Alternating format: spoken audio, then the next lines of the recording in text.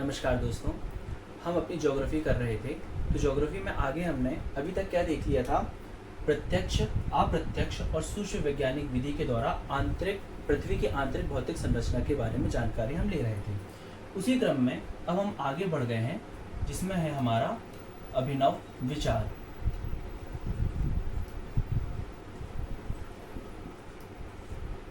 अभिनव विचार में हम क्या देखेंगे? अभिनव विचार में हम जानकारी लेंगे थोड़ी सी क्रस्ट की, थोड़ी मेंटल और थोड़ी सी क्रोड की। आज हमें ये टॉपिक कंप्लीट कर देना है। पृथ्वी की आंतरिक भौतिक संरचना का जो टॉपिक है आज हमारा कंप्लीट हो जाएगा, ठीक है ना? जिसमें से हम क्रस्ट, मेंटल और क्रोड के बारे में थोड़ी थोड़ी सी जानकारी ले लेते हैं। अब देखिएगा, क्रस्ट क्या है आप सभी को पता है। क्रस्ट या जिसे हम भूपर्पटी कहते हैं, ये वाला जो रीजन है हमारा, ये क्रस्ट है ना? इस क्रस्ट के अंतर्गत ही हमारा महाद्वीप और महासागर, ये दोनों ही शामिल होते हैं। महाद्वीप और महासागर दोनों किसका पार्ट है? क्रस्ट का पार्ट है, ठीक है। अब देखिएगा, कुछ जानकारी हमारी इस प्रकार है। ये जो महाद्वीप होता है ना, ये जो महाद्वीप है, महाद्वीप की जो औसत मोटाई बताई गई है वो लगभग 35 से 40 किलोमीटर है। लेकिन कहीं कहीं जब हम जैसे हिमालय पर्वत जैसी श्रृंखलाएं जो बनी हुई हैं, वहाँ हम अपनी क्रस्ट की मोटाई देखते हैं या क्रस्ट में महाद्वीप की मोटाई देखते हैं, वहाँ लगभग 70 किलोमीटर तक की हमें इसकी मोटाई दिखती है। उसकी अपेक्षा हमें जो महासागर है उसकी मोटाई हमें लगभग 5 से 10 किलोमीटर की दिखाई देती है। तो इससे क्या समझ में आया? इससे हमें समझ में ये आया कि क्रस्ट में महाद्वीप और महासागर की जब हम तुलना करेंगे तो महाद्वीप की मोटाई अधिक है, किसकी अपेक्षा? महासागरीय मोटाई की अपेक्षा। इसी क्रम में आगे हम देखते हैं कि जो महाद्वीप है इसका जो निर्माण है, अब आप देखिएगा, इसका जो निर्माण है, महाद्वीप का जो निर्माण है, ये होता है ग्रेनाइट चट्टानों से, ग्रेनाइट चट्टानों से, ठीक है ना? ये जो ग्रेनाइट चट्टानें हैं ये अपनी विशेषता में कैसी होती हैं? हल्की होती हैं, ठीक है। महाद्वीपों का निर्माण किससे हुआ है? ग्रेनाइट चट्टानों से, जो अपनी विशेषताओं में हल्की होती है। इसलिए जो महाद्वीप की अगर हम फिर कंपैरिजन करेंगे तो महाद्वीप की जो सतह है वो हल्की चट्टानों से बनने के कारण इसका घनत्व भी कम होता है, इसकी अपेक्षा महासागरीय चट्टानों की अपेक्षा। अब महासागरीय चट्टानों की अपेक्षा की बात हम कर रहे हैं, तो मतलब यहाँ ये हुआ कि यहाँ पे जो चट्टानें हैं उनका घनत्व अधिक है। तो यहाँ कौन सी चट्टानें हैं? यहाँ होती हैं बेसाल्ट चट्टानें, बेसाल्ट चट्टानें। इन बेसाल्ट चट्टानों में फेरियम, मैग्नीशियम और चूना की प्रधानता होती है, जिसके चलते ये जो चट्टानें होती हैं ये भारी होती हैं, अर्थात इनका घनत्व अधिक होता है, किसकी अपेक्षा?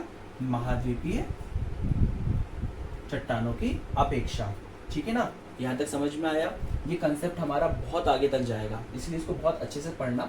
मैं एक बार फिर रिपीट कर दे रहा हूँ। महाद्वीपीय चट्टानों का निर्माण ग्रेनाइट चट्टानों से होता है, जिसके चलते इनका घनत्व कम होता है, इसकी अपेक्षा महासागरीय चट्टानों की अपेक्षा।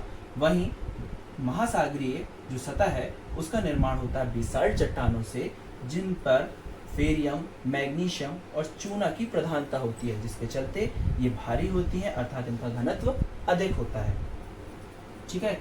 यहाँ तक की जानकारी आपको प्राप्त हो गई है। अब इसके आगे हम देखते हैं कि ये जो महाद्वीपीय चट्टानें हैं, ये महाद्वीपीय चट्टानों की या महाद्वीपीय संरचना, इसकी जो आयु है, इसकी आयु अधिक है, किसकी अपेक्षा? महासागरीय सतह की अपेक्षा। इसकी आयु क्या है? कम है। आया समझ में? महाद्वीपीय चट्टानों की आयु अधिक है, मतलब कि इनका निर्माण जो हुआ काफ़ी समय पहले से हुआ है, उसके बाद हमारी महासागरीय चट्टानों का निर्माण हुआ है। इसलिए ये कंपैरिजन भी हमने देख लिया। इसके अब हम आगे चलते हैं तो हम देखते हैं कि यार ये जो क्रस्ट है इसका संपूर्ण पृथ्वी में योगदान कितना है, संपूर्ण पृथ्वी पर योगदान। ठीक है ना, तो हम योगदान की बात करते हैं तो हम देखते हैं कि संपूर्ण पृथ्वी पर क्रस्ट का जो आयतन है वो 1% और जो द्रव्यमान है लगभग 0.5% का योगदान किसका है, क्रस्ट का। ठीक है ना, तो मैं लिख देता हूँ, आप इसको नोट डाउन कर लीजिएगा। इसका जो आयतन में योगदान है वो लगभग 1% का और द्रव्यमान में जो योगदान है वो लगभग 0.5% का योगदान है। ठीक है, चलिए आपने नोट कर लिया होगा। अब हम बढ़ते हैं आगे। इसमें एक चीज और होती है जिसमें देखना होता है हमें कि संपूर्ण पृथ्वी पर पाए जाने वाले खनिज और क्रस्ट पर पाए जाने वाले खनिज, है ना, क्रस्ट में खनिज पाए जाएंगे ना, तो यहाँ पर संपूर्ण पृथ्वी और केवल क्रस्ट पर पाए जाने वाले खनिजों का क्रम निर्धारित करना होता है।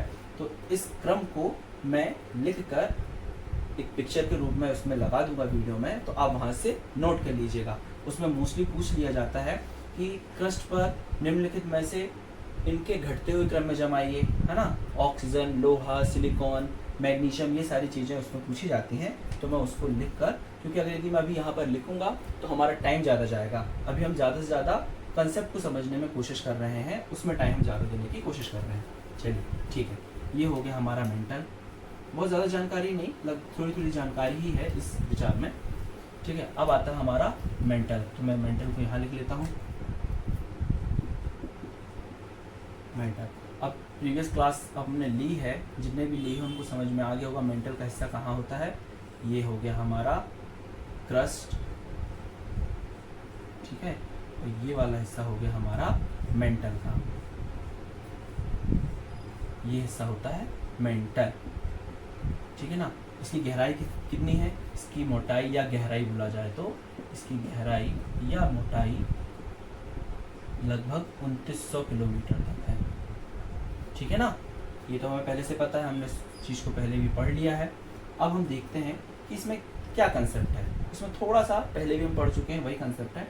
ये जो मेंटल होता है ना, ये मेंटल भी एक प्रकार से ठोस चट्टानी सतह ही है, परंतु इसकी ये जो मध्यवर्ती भाग होता है जिसमें मैं ये बना रहा हूँ, ये मध्यवर्ती भाग है जिसका ये भाग लगभग 100 से 200 किलोमीटर का होता है। ठीक है ना, 100 से 200 किलोमीटर का ये जो क्षेत्र है ना, ये क्षेत्र कहलाता है दुर्बल मंडल। दुर्बल मंडल, ठीक है ना। इसको दुर्बल मंडल भी क्यों कह रहे हैं, क्योंकि ये वाला हिस्सा और ये वाले हिस्से में ठोस चट्टानी सतह पाई जाती है, लेकिन इस वाली जगह पर जो अवस्था है वह अवस्था कहलाती है सुघट्य अवस्था, है ना। कौन सी अवस्था कहलाती है, सुघट्य अवस्था। यहाँ पर जो चट्टाने हैं वो गर्म गलित रूप में पाई जाती हैं। आप समझ पा रहे हैं, गर्म गलित चट्टाने हैं कहाँ पर, इस दुर्बल मंडल क्षेत्र में। इसे और नाम से भी जाना जाता है, इसे कहते हैं एक लो वेलोसिटी जोन भी कहते हैं।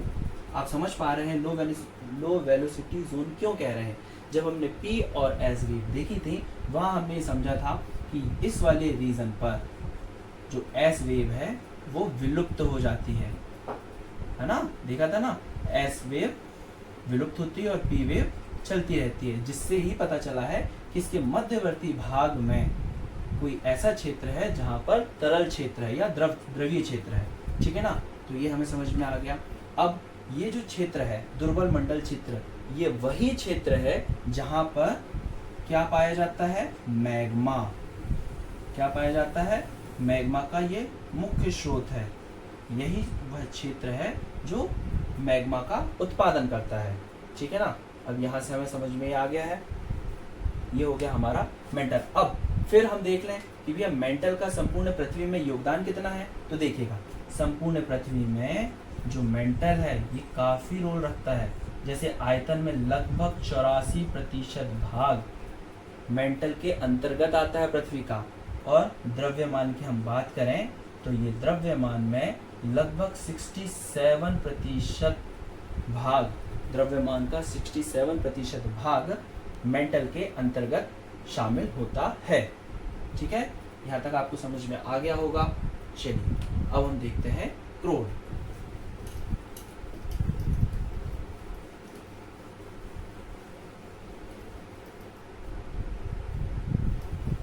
अब हम क्रोड में आ गए हैं। लास्ट चल रहा है हमारा पृथ्वी की आंतरिक भौतिक संरचना। क्रोड अगेन हमने देखा है, ये हमने क्रस्ट देख लिया, ये हमने मेंटल देख लिया। अब ये वाला जो हिस्सा बचता है मेरा, ये है क्रोड।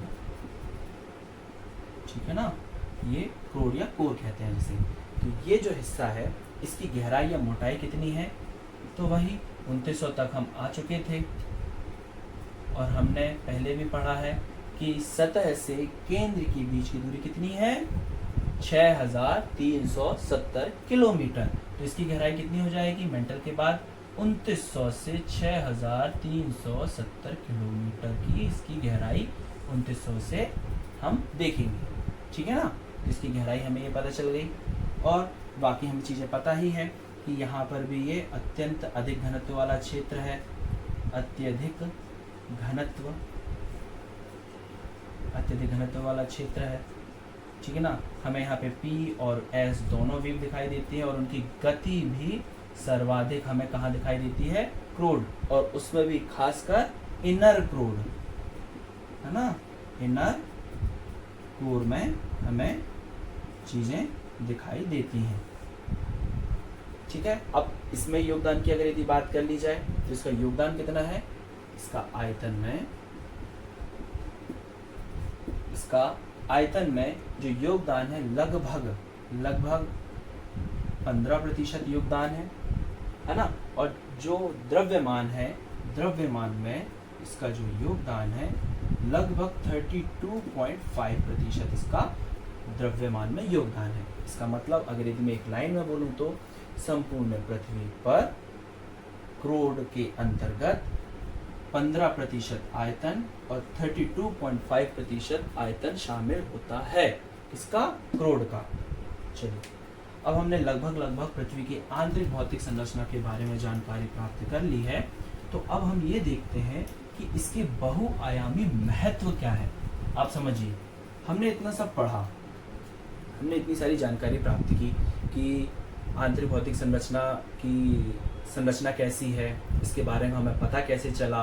तो इसमें हमने प्रत्यक्ष स्रोत, अप्रत्यक्ष स्रोत और सूक्ष्म वैज्ञानिक विधि का प्रयोग करके हमने इसकी जानकारी प्राप्त की। लेकिन अब हमें ये जानकारी प्राप्त ही क्यों करनी है, हम क्या कर लेंगे इसकी जानकारी प्राप्त करके, बस पढ़ लिया हो गया। लेकिन नहीं, ऐसा नहीं होता। इसकी जानकारी प्राप्त करके इसका हमें प्रयोग करना है, जिसे ही हम कहते हैं बहुआयामी महत्व। ठीक है ना, सबसे इम्पोर्टेंट चीज़ है। आप इसको देखेंगे तो आपको सारी चीज़ें कनेक्ट हो जाएंगी कि भाई हमने इतनी जो मेहनत की है पृथ्वी की आंतरिक भौतिक संरचना के बारे में जानकारी लेने की, इसका यूज़ क्या है, क्यों हम इस चीज़ को देख रहे हैं, क्या ऐसा कारण है जिसके कारण हमें ये पढ़ना पड़ रहा है ना। अभी तो ठीक है, पढ़ाई के क्रम में हम पढ़ रहे हैं, आने वाले समय में जब हम ऑफिसर बन जाएंगे तब हम इसका क्या यूज़ कर पाएंगे। अगर यदि हमें थोड़ी बहुत भी इसकी जानकारी रहती है तो हम इसका यूज़ कैसे करते हैं आप देखिएगा।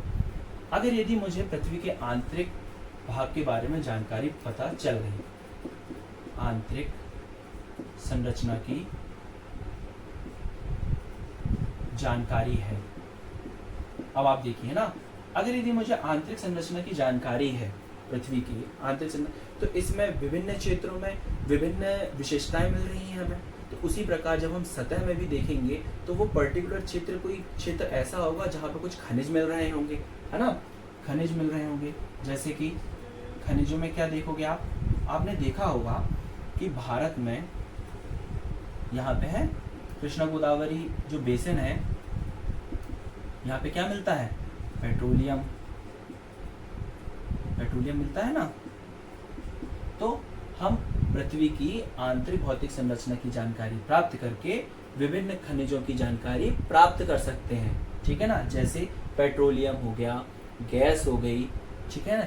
और इसके अलावा और क्या देख सकते हो आप यहाँ पर ध्यान से अगर यदि आपने पढ़ा होगा तो यहाँ पर सोने की खाने हैं। कहाँ है ये सोने की खाने,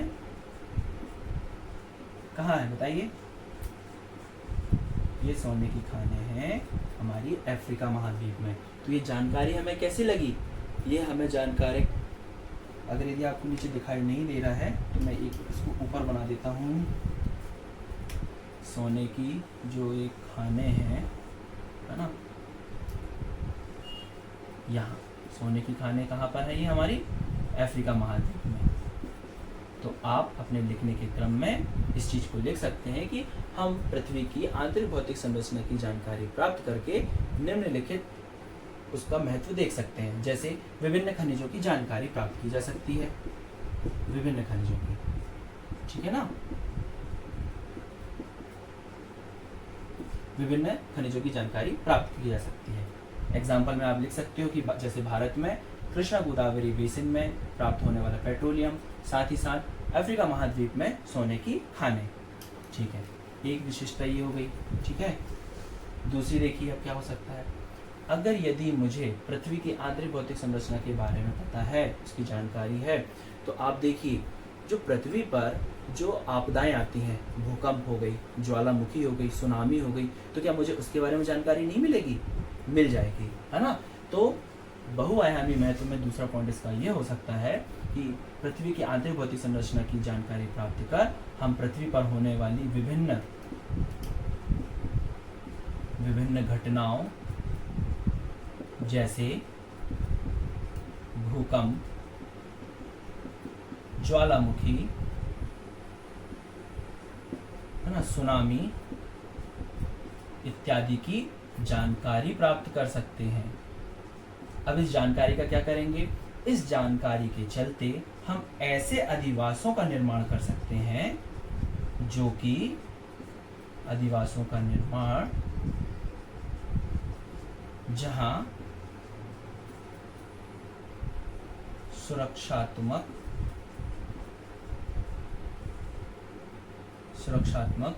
रूप से रहा जा सके, है ना। अब कोई ऐसी जगह तो नहीं रहेगा ना जहाँ पे ज्वालामुखी आए दिन आता हो, बैरन द्वीप में जाकर तो कोई रहने नहीं लगेगा। इसीलिए अपन को ये जो जानकारी है किस तरीके से यूज हो रही है, तो सेकंड पॉइंट में क्या जाएगा? इन आपदाओं की जानकारी प्राप्त करके हम अधिवासों का निर्माण सुरक्षात्मक रूप से कर सकते हैं। आगे समझ में। इसके बाद अगर यदि हम तीसरा महत्व देखें तो हम क्या प्राप्त कर सकते हैं कि पृथ्वी की आंतरिक भौतिक संरचना की जानकारी प्राप्त कर हम जो पृथ्वी पर भूतापीय ऊर्जा है उसको प्रयोग कर सकते हैं। किसमें प्रयोग कर सकते हो आप? एनर्जी का प्रयोग किसमें कर सकते हो बताओ? विद्युत ऊर्जा में। इस भूतापीय ऊर्जा का प्रयोग हम विद्युत ऊर्जा में कर सकते हैं। चलिए, जैसे इसका एक एग्जांपल छूट गया कि भैया ऐसी जानकारी हमें बताइए कहाँ है। फॉर एग्जांपल जैसे परिप्रशांत महासागरीय क्षेत्र है। परिप्रशांत दिखाई नहीं दे रहा हो तो मैं बोल रहा हूँ, परिप्रशांत महासागरीय क्षेत्र। अब जब हम अपनी पढ़ाई में आगे बढ़ेंगे तब हम ये देखेंगे कि परिप्रशांत महासागरीय क्षेत्र एक प्रकार से जो ज्वालामुखी रिंग होता है ना, उसके अंतर्गत शामिल होता है। यहाँ पर चारों ओर ज्वालामुखी बहुत ज़्यादा आते हैं। ठीक है, अब उसका कारण भी देखेंगे कि किस तरीके से महासागरीय प्लेट और महाद्वीप प्लेट की टक्कर वहाँ हो रही है, वो हम आगे देखेंगे। परिप्रशांत महासागरीय क्षेत्र हो गया, या एक मध्य महाद्वीपीय पेटी जो होती है वो भी इसका एग्जाम्पल में आ जाएगा। ठीक है, भूतापीय ऊर्जा का प्रयोग हम विद्युत ऊर्जा में कर सकते हैं पृथ्वी की आंतरिक संरचना की जानकारी प्राप्त करके। इसका एग्जाम्पल क्या है? इसका एग्जाम्पल आप देखोगे लद्दाख में पुग्गा घाटी। लद्दाख में क्या है? पुग्गा घाटी क्षेत्र। यहाँ पर सरकार की योजना भी चल रही है कि जियोथर्मल एनर्जी को जियोथर्मल एनर्जी का यूज़ हम विद्युत ऊर्जा में कर सकें। ठीक है ना। अब इसके आगे हम देखेंगे और भी इसके महत्व आप अपने तरीके से निकाल सकते हैं। अगर यदि आप नोट डाउन कर रहे हो तो मैं कहाँ लिख दूँ, ये दिखाई दे रहा है, ये दिखाई दे रहा है इसका। चलिए यहाँ मैं बता देता हूँ आपको ना। अब आप देखिए, अब इन्हीं एग्जाम्पल से ना आगे के आप पॉइंट्स लिख सकते हो। जैसे अब जैसे मैंने यहाँ बताया ज्वालामुखी, ठीक है। अब पृथ्वी के आंतरिक या आंतरिक भाग से क्या ज्वालामुखी विस्फोट होता है। इस ज्वालामुखी का प्रयोग भी किया जा सकता है। किस तरीके से, इस ज्वालामुखी की जो आखिरी अवस्था होती है ना, उसमें क्या निकलता है, सल्फर। ज्वालामुखी की अंतिम अवस्था में सल्फर का निष्कासन होता है। ये जो सल्फर है इसका प्रयोग उद्योगों में किया जा सकता है। उद्योगों में प्रयोग, ठीक है। तो ये इसके कुछ बहुआयामी महत्व हो गए। तो लगभग हमारा टॉपिक ये कंप्लीट हो चुका है। पृथ्वी की आंतरिक भौतिक संरचना की जो जानकारी थी हमने लगभग प्राप्त कर ली है, ठीक है। इसमें और भी कुछ अगर यदि रह जाता है, एक छोटा सा डायग्राम और होता है इसमें। ये तो अगर यदि आपने देख लिया होगा, है ना, मैं वो डायग्राम बना देता हूँ। वैसे आपने देखा भी होगा कई जगह, वो मैं बना देता हूँ। छोटा सा डायग्राम है, ज़्यादा कुछ नहीं है।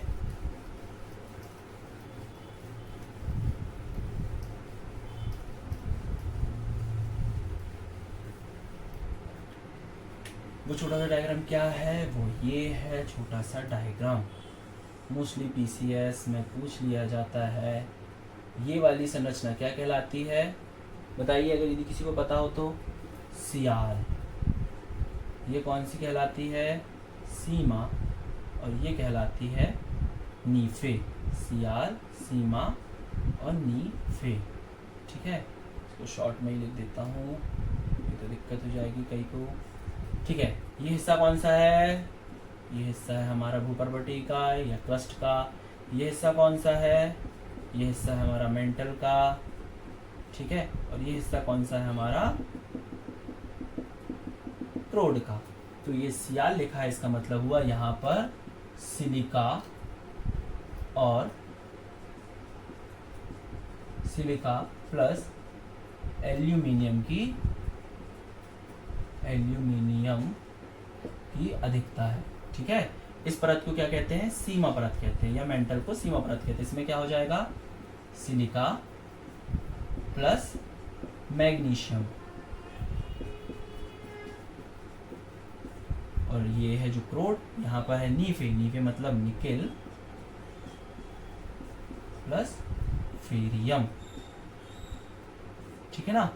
तो ये कई एग्जाम में पूछ लिया जाता है, इसलिए मैंने बना दिया है, आप देख लीजिएगा, है ना। ये भूपर्वटी वाला क्षेत्र है, ये मेंटल वाला क्षेत्र है, और ये क्रोड वाला क्षेत्र है। तो इसे कहते हैं सियाल, इसे कहते हैं सीमा, और इसे कहते हैं नीफे।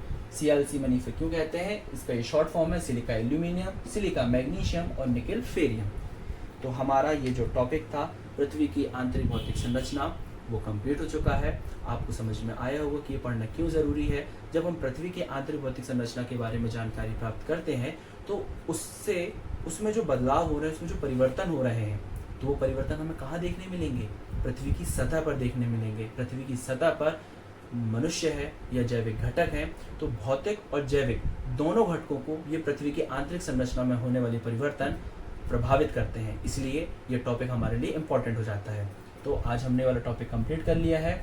आप कमेंट में बताइए कि वो आपको टॉपिक कैसा लगा है, और अगर यदि आपको ये पसंद आया हो तो इस वीडियो को ज़रूर से लाइक, शेयर और सब्सक्राइब ज़रूर कीजिएगा, और अपने फ्रेंड्स के साथ में ज़रूर भेजिएगा। Thank you.